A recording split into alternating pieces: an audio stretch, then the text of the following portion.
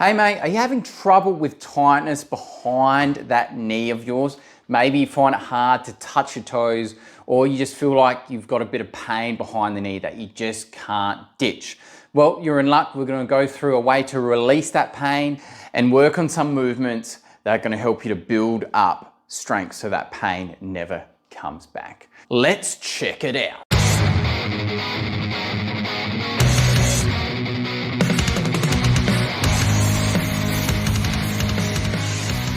Hey mate, my name's Adam and I help you return to the gym and stay there. So we're talking about knee pain behind the knee or tightness in the knee. So you might be experiencing this, when you're walking, running, or a common thing that I see in my gym here today with people who find it really hard to touch their toes. They'll try to touch them and their first point of contact is to bend those knees, because when they try to do it here, they feel severe tightness right behind the knee.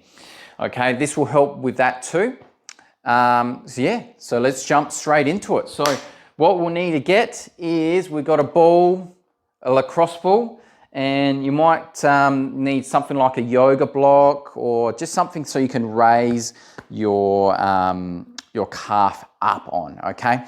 So the idea here is, commonly people who get that pain in the back of the knee, usually we've got the muscles that are high up on our calf that connect into the knee. There's a few going on in there, but usually it's so much on the outer side of our calf, right around this spot here.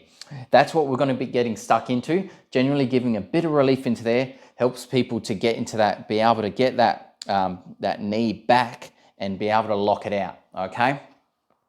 So let's start off by unlocking up that knee and calf. So you're going to grab this lacrosse ball here. I'm going to spin around this way. You're going to pop it on your yoga block or whatever. You can even get like a plier box or something like that. You can do the same thing where you actually raise it right up. It's just going to make it easier to put pressure on there. So we're going to go not so much on the top here, but more off to the side. You should find a nice and juicy spot there if you are feeling pain or tightness, okay? So we're going right up the top there. Angling it a little bit, just a little bit there. Yep, I feel it there a bit. And we're going to start off by popping our leg on top there, rolling forwards and backwards here, just like so. And then what we can do is we can roll backwards and forwards. It mainly might be a bit hard to go left to right, but go backwards and forwards just gently like that. Then the next bit is rest that right on top of there. We can do a bit of contract relax, so squeezing that calf for like 1, 2, 3, 4, 5, relax. Going for a few rounds of that, 1, 2, 3, 4, 5, and relax into that ball. Okay, then we can move on to the next point, doing some more active releases, is going forwards, lifting our toe up to the top here, and then pointing our toe that way. So going up and down, doing those pumps. So you might do 5 to 10 of these, depending on how sore it is. You can use a tennis ball if this is quite sore too, okay? Then we do some circles, point your toe, go up and all the way around, going one direction, just like that, and then going the other direction. All right, so you're gonna spend a few minutes on that guy, getting that feeling a little bit more supple when released and just less tight in general, okay? So after we've done the rolling, what we're gonna do is we're gonna stretch the back of that leg where we feel that tightness or that pain, okay?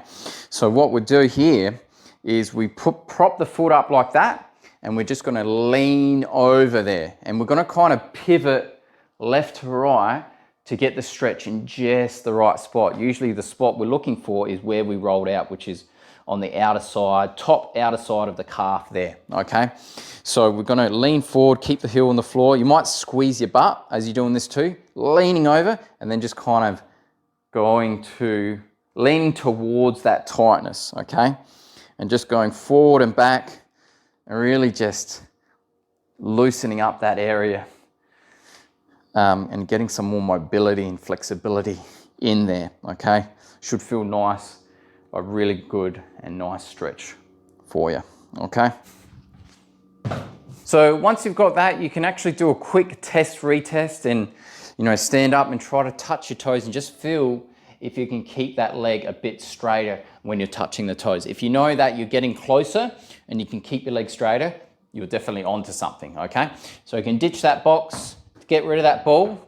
So now that we've released the back part of the calf, what we want to do is we want to work the front, because often there's a bit of an imbalance, like the back of the calf is getting real tight and just jammed up, and whereas the other one's getting a little bit just kind of underutilized, so to speak. So what we want to be able to do is work that front of that muscle, this muscle here, which is your, I have to think about it for a second, your anterior tibialis. And the way we do that is we go to the wall here and we're just going to lift our toes up and down, okay? So the idea here is we're going to sit back on here. So what happens here is the closer you are to the wall, the easier it is, okay? And the further you are from the wall, the harder it is, okay? So the idea here is we might step out about there and we're just going to focus on gripping the wall, and all we're doing is we're just lifting those toes up as high as possible. So what you might feel is that you're actually getting a nice good stretch in the back of that calf there, okay? So going up and down like that, trying to get those toes up as high as you can. Going for say 10, 15 reps. Might do 3 sets of this and really build that muscle in the front, and you'll feel a good burn in the front, and maybe you can get a stretch in the back of your calf too. All right, let's have a look at it from a different angle here, just over here near the rack. All right, so see if you can get a close up of my feet here. Just see what it looks like, and then just lifting up and down like that. Just really crucial getting those toes off the floor. You might only be starting off here. If you find it really hard to get up there, this is probably a really good exercise for you, okay? Because we should be able to get a nice, decent height with this, okay? All right, moving on to the next one. So now that we've got this, we've activated the muscles on the front of our calves, and we've released the ones on the back of them, we need to put them all together. We need to teach them all to talk to each other and try to use the extra mobility and stability that we've just gained, okay? So the great way that we can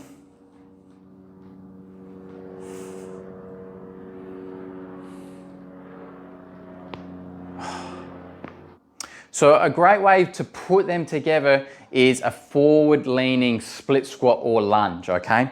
So what we're doing there is you'll start in your split squat position like this, but what you're thinking of doing is you're actually going to lean forward as you do it, because we actually want that translation of knee over toe, because that's usually the range that we're struggling with, okay?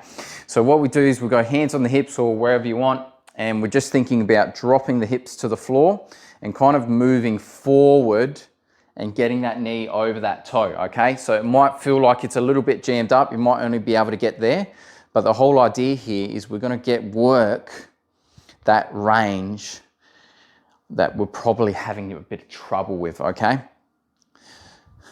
So what you can do is just keep pushing it, get as far as you can, and then once you get better at that, we can do more of a forward lean, like a forward lunge, stepping forward like that, coming back like so. So what that will do is just consolidate all the gains we had from the release and the activation that we had, and will actually help you with your running or your walking. Really add it into a movement that's more meaningful to your body, therefore you will remember it, so you don't have to come back and always keep releasing there, okay? Anyway, I hope that really helps you out. So add that in to your warm-ups on lower body day or before you're going for a run or walk. And also make sure to test and retest your toe touch to see if things are working or not working. So then you can finally say goodbye to back and knee pain or tightness. My name's Adam, and I help you return to the gym and stay there.